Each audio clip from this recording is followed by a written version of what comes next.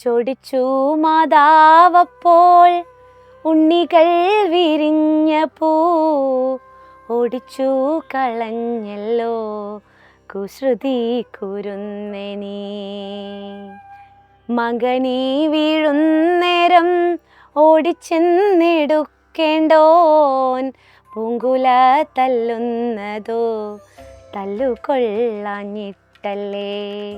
മക്കളെ, ഈ ഒരു കവിത നിങ്ങൾ എവിടെയെങ്കിലും വായിച്ചിട്ടുണ്ടോ? എപ്പോഴെങ്കിലും കേട്ടിട്ടുണ്ടോ? മലയാളത്തിലെ വളരെ പ്രശസ്തമായൊരു കവിതയാണിത്.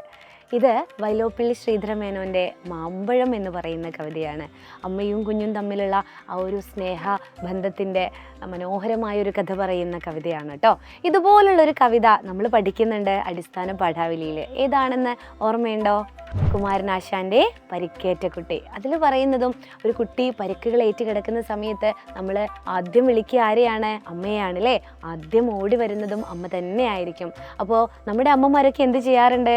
ചിലപ്പോൾ ആ വടിയും കൊണ്ടൊക്കെ ഓടി വരും അല്ലേ. എന്നോട് ഞാൻ പറഞ്ഞതല്ലേ വികൃതി കളിക്കരുത് എന്നൊക്കെ പറഞ്ഞ് നമ്മൾ ചീത്ത പറയും. പക്ഷേ ആ ഒരു ചീത്തയിൽ, ആ ഒരു ശകാരത്തിലും സ്നേഹം ഉണ്ടാവും അല്ലേ. ഈ രണ്ട് കവിതയും പറയുന്നത് മാതൃസ്നേഹത്തിൻ്റെ സ്നേഹത്തെക്കുറിച്ചാണ്. അപ്പോൾ പരീക്ഷയ്ക്ക് ഇതെങ്ങനെ വരും എന്നാണ് ഞാൻ പറയുന്നത്. നിങ്ങൾക്ക് ഞാൻ ആദ്യം ചൊല്ലിയ വൈലോപ്പിള്ളി ശ്രീധരമേനോൻ്റെ മാമ്പഴത്തിലെ 4 വരി തന്നിട്ട് ഈ രണ്ട് കവിതകളും നിങ്ങൾ പഠിച്ച പരിക്കേറ്റ കുട്ടിയും വൈലോപ്പിള്ളി ശ്രീധരമേനോൻ്റെ മാമ്പഴം എന്ന കവിതയിലെ വരികളും വിശകലനം ചെയ്ത് എഴുതാൻ പറയും, അല്ലെങ്കിൽ താരതമ്യം ചെയ്ത് എഴുതാൻ പറയും. ആ സമയത്തൊന്നും നിങ്ങൾ ടെൻഷൻ ആവേണ്ട കാര്യമേ ഇല്ല. രണ്ടിലും എന്താണ്? ആശയം ഒന്ന് തന്നെയാണ്. അമ്മയുടെ സ്നേഹത്തെക്കുറിച്ച്, അമ്മയും കുഞ്ഞും തമ്മിലുള്ള സ്നേഹത്തിൻ്റെ ആഴത്തെക്കുറിച്ചാണ് ഈ രണ്ട് കവിതയും നമ്മളോട് പറയുന്നത് അല്ലേ. എന്തിനും ഏതിനും കൂടെയുള്ള അമ്മയെക്കുറിച്ചാണ് ഈ രണ്ട് കവിതയും നമ്മളോട് സംവദിക്കുന്നത്. അപ്പോൾ നിങ്ങൾ എഴുതേണ്ടത് ഒന്നുമില്ല. ആദ്യം പരിക്കേറ്റ കുട്ടി നമ്മൾ കൃത്യമായിട്ട് പഠിച്ചിട്ടുണ്ട്, അതിൻ്റെ എല്ലാ കാര്യങ്ങളും നമുക്കറിയാം. ഇനി ഈ കവിത, ഇത് ഏത് കവിതയാണോ? ഇപ്പം മാമ്പഴം ഞാനൊരു ഉദാഹരണം പറഞ്ഞു എന്നേ ഉള്ളൂ. അമ്മയും കുഞ്ഞും തമ്മിലുള്ള സ്നേഹത്തിൻ്റെ കാര്യം പറയുന്ന ആശയമുള്ള മറ്റ് കവിതകളും ഉണ്ട് മലയാളത്തിൽ. അപ്പോൾ അതൊന്ന് വായിച്ചു നോക്കുക. വായിച്ചു നോക്കുമ്പോൾ തന്നെ നമുക്ക് മനസ്സിലാവും ഇത് രണ്ടും പറയുന്നത് ഏകദേശം ഒരേ കാര്യം തന്നെയാണ് എന്നുള്ളത്. അപ്പോൾ നിങ്ങൾ എഴുതി വെക്കേണ്ടത് ഈ രണ്ട് കവിതയിലും പറയുന്നത് മാതൃസ്നേഹത്തിൻ്റെ തീവ്രതയെക്കുറിച്ചാണ്, മഹത്വത്തെക്കുറിച്ചാണ്. നമുക്കെല്ലാറ്റിനും കൂടെ ഉണ്ടാവുന്നത്, നമ്മളെ സ്നേഹിക്കാനും ശകാരിക്കാനും എല്ലാം കൂടെ ഉണ്ടാവുന്നത് അമ്മ തന്നെയാണ് അല്ലേ. ഒരു കവിതയിൽ കുഞ്ഞേ കരയില്ലേ, ഞാൻ അടുത്ത് വരികയാണ്, അതുവരെ കുഞ്ഞ് കരയാതിരിക്കൂ എന്ന് ആശ്വസിപ്പിക്കുന്ന ഒരമ്മയുണ്ട്. പിന്നെ അടുത്ത ടീച്ചർ നേരത്തെ ചൊല്ലിയ മാമ്പഴത്തിൽ പറയുന്നത് എന്താണ്? അമ്മ പറയുന്നത് തല്ലുകൊല്ലാഞ്ഞിട്ടല്ലേ നീ വികൃതി കളിക്കുന്നത്. ഇത് ഉണ്ണി എന്താണ്, മാമ്പഴം ഉണ്ടായിക്കഴിഞ്ഞാൽ കുഞ്ഞിന് തന്നെ ഉള്ളതല്ലേ. അതിലും എന്താണ്? സ്നേഹത്തിൻ്റെ ഒരു മനോഹരമായ ഒരു ഭാഷയുണ്ട് അല്ലേ.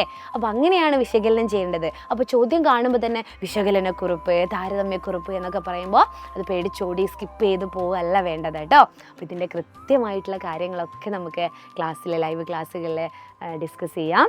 ഇനി എനിക്ക് പറയാനുള്ളത് നമ്മുടെ 5ാം ക്ലാസ്സിലെ ഒരു ബാച്ചിനെ കുറിച്ച്, ഓൺലൈൻ ബാച്ചിനെ കുറിച്ച് നിങ്ങൾക്കറിയാമല്ലോ. പൃഥ്വി ബാച്ചാണ് അല്ലേ. അതിൽ അഡ്മിഷനൊക്കെ ഫില്ലായി എന്നൊക്കെ നിങ്ങൾ വിചാരിക്കുന്നുണ്ടാവും. എന്നാൽ ഇപ്പോൾ ഇതാ ഒരു മെഗാ ഓഫറോട് കൂടി ഇപ്പോഴും അത് നിലനിൽക്കുന്നുണ്ട്, നമ്മുടെ ആ ഒരു ബാച്ചിലേക്കുള്ള അഡ്മിഷൻ. അപ്പോൾ എല്ലാവരും എന്ത് ചെയ്യുക? ഇതുവരെ ജോയിൻ ചെയ്യാത്തവരെ അഡ്മിഷൻ എടുക്കുക.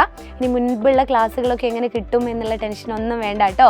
അത് ആദ്യം മുതൽ തന്നെ നിങ്ങൾക്ക് അവിടെ അവൈലബിൾ ആയിരിക്കും. ഇതിൻ്റെ ഒരു പ്രത്യേകത, ഡെയിലി ലൈവ് ക്ലാസ് ഉണ്ടെന്നൊക്കെ നിങ്ങൾക്കറിയാം.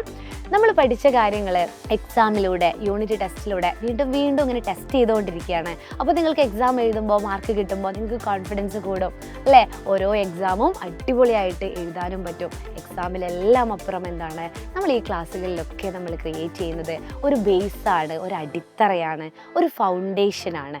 അപ്പോൾ മുന്നോട്ടുള്ള ക്ലാസ്സുകളിൽ നമ്മൾ ഈ ക്ലാസ്സും അടിപൊളിയായിട്ട് പഠിക്കേണ്ടതായിട്ടുണ്ട്. എല്ലാവരും താഴെ കാണുന്ന നമ്പറിലൊന്ന് കോൺടാക്റ്റ് ചെയ്യുക. അല്ലെങ്കിൽ MEGA30 എന്ന് പറയുന്ന ഒരു കൂപ്പൺ കോഡ് ഉപയോഗിച്ചിട്ടും മക്കൾക്ക് ഈ ഒരു 30% ഓഫർ സ്വന്തമാക്കാം. അപ്പോൾ എല്ലാവരും പൃഥ്വി ബാച്ചിലുണ്ടാവുക. ഇത്തരം കാര്യങ്ങൾ, വ്യത്യസ്തമായ ചോദ്യങ്ങളും ഉത്തരങ്ങളും ഒക്കെ ആയിട്ട് ഞങ്ങളെല്ലാവരും അവിടെ ഉണ്ടാവും കേട്ടോ.